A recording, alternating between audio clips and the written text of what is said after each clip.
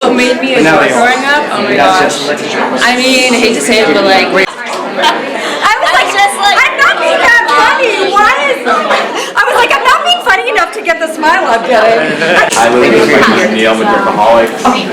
Nice to meet you. A Dorkaholic is a dork in everyone, and hard to sing a dork out to the world. But to break the ice, I want to know what made you a dork growing up?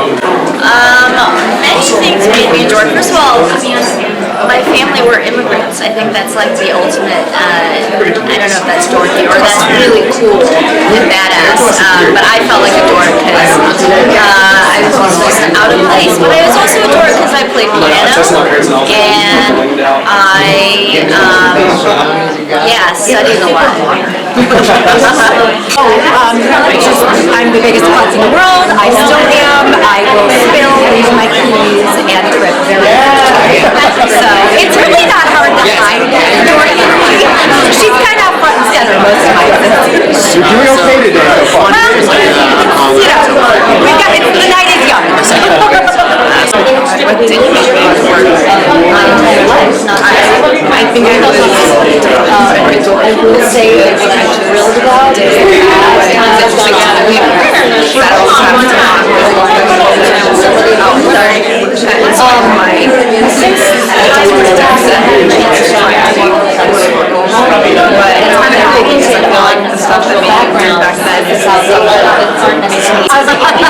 I do a lot of dorkiness, I will tell you. That's my first question. What made you a dork growing up? Oh gosh, I'm clumsy. So it could be right in front of me, but I would still find a way to fall, and that's the music part. But you know, I'm just in reading, studying, and all that. So I was always in my own world. I don't know if that was no. Yes, and now I am storytelling, but definitely very clumsy. What made me a dork growing up? Oh my gosh. I mean, I hate to say it, but like, literally anything like that. It goes through the stereotyping and everything. And I had like, because I'm Sikh, so I had like my hair, I never cut it until I was 15, so I had super long hair. And just like everyone would like see me and be like, oh my gosh, like this happened to like here. So that made me unique, and that made me a little bit of a dork.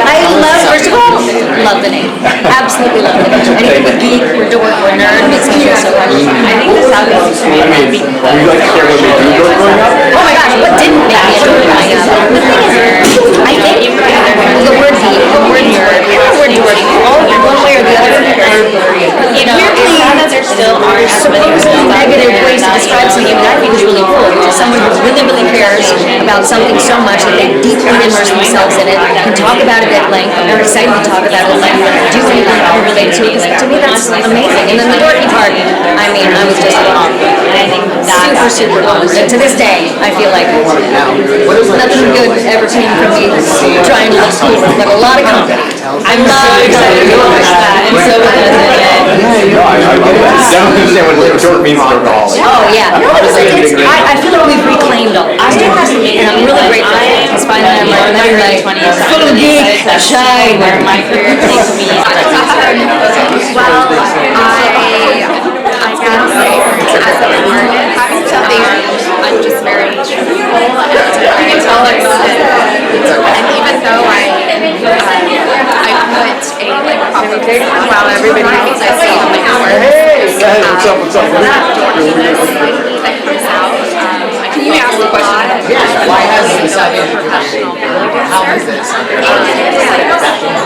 Oh man, you know, like I think much like most South Asian kids, you know, it's like, you know, struggle to be not Indian enough or too Indian, but like most Asian kids, like I grew up on Dragon Ball Z videos, Linkin Park, and you know, I think everything that's like you would think of as a dork, I don't know, you know, like I'm in Star Wars, I was a big Star Wars kid growing up too, super into Mortal Kombat. I think it's just, you know, seeing so many Asians, South Asians, all Asians on all these projects now, like my friend Lewis is on Mortal Kombat, we got, you know, all these crazy things coming out. It's super refreshing, you know, especially for like the dorky Asian kid in a lot of us to see, you know, film and TV take it to the next level and give us those roles that we always saw other people portraying, I think it's the best thing possible. So I'm curious, what made you a dork growing up? I really loved, actually, in 4th grade, I had to do a book report on, like a biography, and I picked the painter Renoir. And nobody in 4th grade knew who that was, so you had to come dressed up as that person. So I feel like that really solidified me as a dork. So I came to school in a cotton ball beard and a beret, and Renoir had arthritis at the end of his life, so I came in a wheelchair as well. And I did my book report as Renoir in 4th grade, so I feel like that solidified me as a dork. I'm like, we just found a wheelchair last minute for I sourced it. Yeah. In regards to episode 4 that we're screening here tonight, how do you hope audiences feel when they watch this show at home? It's a hard episode, you know. I hope audiences are invested. I hope they are heartbroken in the best way when a story is so real and we are empathetic, right? And with that empathy is what people walk away with. I don't know. I hope that they're moved. I think that there are a lot of things in this episode that we as writers will there are things that we've never seen on television, relationships and things, conversations that we've never seen on a big screen. And so yeah, I hope that people see some of themselves in these characters. But she didn't wait. I never saw myself represented. That's what I usually do. I go, that's a feeling that the panel team, when they're growing up now, I put stuff out here that they're To tie back to Expats, how do you hope audiences walk away after watching tonight's episode? Oh man, I think anytime you watch something Lulu's made, it's like not just powerful and compelling, but like every frame and all the storytelling is so visually magical. Like I love it. Like I was sitting there tweeting, watching the first episode a couple weeks back, and just shot after shot. It's such a great show. What are you hoping to see out of tonight's episode? Or any feelings that you want resolved? I mean, I feel like the acting is so good, so I feel like I'm just here to enjoy it on the big screen, which, sitting at home and watching it is fun, but to get to actually enjoy it communally on the big screen is really exciting for me. When it comes to adapting Expatriates, the novel, into Expats live-action series through your direction, how important was it? What's that did you take to the importance of Yeah, I mean, it was obviously really important to me. I think that, making the show in Hong Kong, I just wanted to show all aspects of it. We're not dealing with, the intersection of class and race and privilege. Privilege comes in many forms. And so I wanted to show all of those different emotions.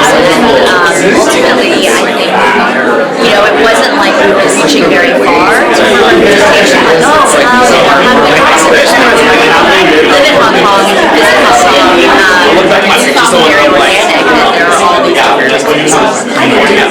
I think it's so important. I mean, with the way the industry is going, and Bollywood is also becoming very niche now, and I think it's great how both industries are kind of merging, and with Expats seeing Sarayu being on screen with women, of course, Jiyoung as well, it's something that's so needed, and I'm so happy. The second that, I got the call that I could be a part of this show, I was even just having anything minor and just knowing we are telling this story, means the opposite. So I'm really happy about this. I think the representation of South Asians in a show like Expats is vital. And, I am so excited and proud of this series. Number one, Sarayu is a friend.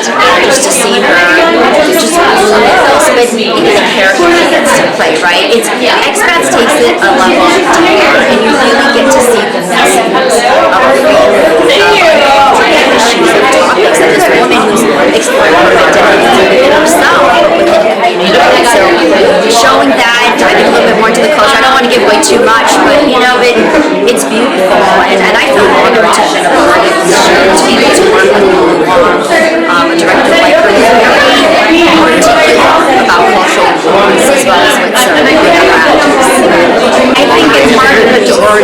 monumental listeners. And I was up there. It's always huge to get to see any representation. But when we see the representation so dimensional, so layered, so rich, and to be one of the three women in this beautiful story, it's just, it's groundbreaking to me. And I'm just so hopeful that it becomes the new model and that it helps create more opportunities. Well, first of all, I think it's incredible to hear this specific story to work with South Asian women. It's one that I certainly haven't seen anything. I've not seen anything of its kind similar to this particular role as it is played. And this story that everybody has to Hollywood, yes, this vision of it. So I think there being a space for us to tell stories that are different from the stories. It's nice to have nuance. Yes, it's so crazy. It's such a huge step. Thank you. I appreciate you. Yes, what was your name? Because we have so many various stories. It's not all about arranged marriages. You know, we have so many beautiful stories. And so that, to me, reclaiming that space where we can be complex, unique individuals that are not just defined by one part of who we are, but all the unique, special things that go into the sauce of who we are. That, to me, is reclaiming the power of being someone, being anyone. It's giving you so much how we get to hold friends and now we get the opportunity to work together. So it's definitely campaigning for us to get bigger. I've definitely benefited by the fact that this is all high network. You might know actually might have because she It wasn't so bad, right? Fresh. I like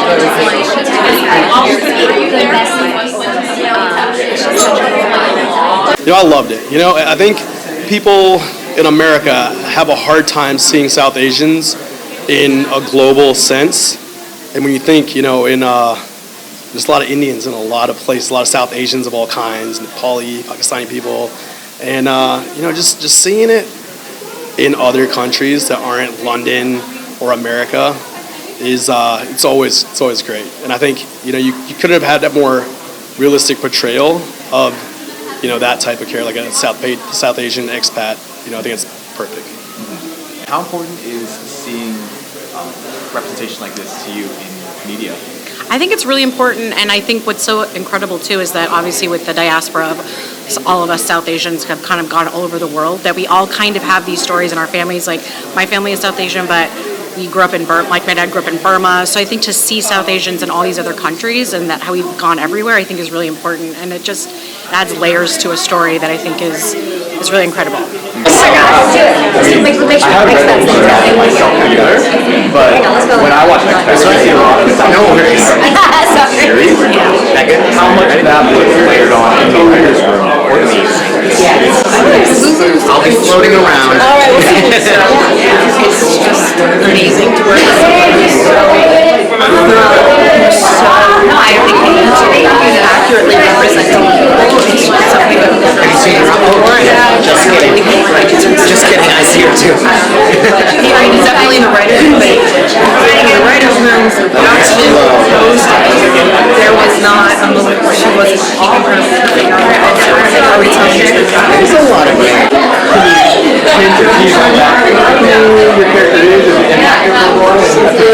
Oh gosh, let's just say I'm not maybe necessarily the favorite character of Hillary's.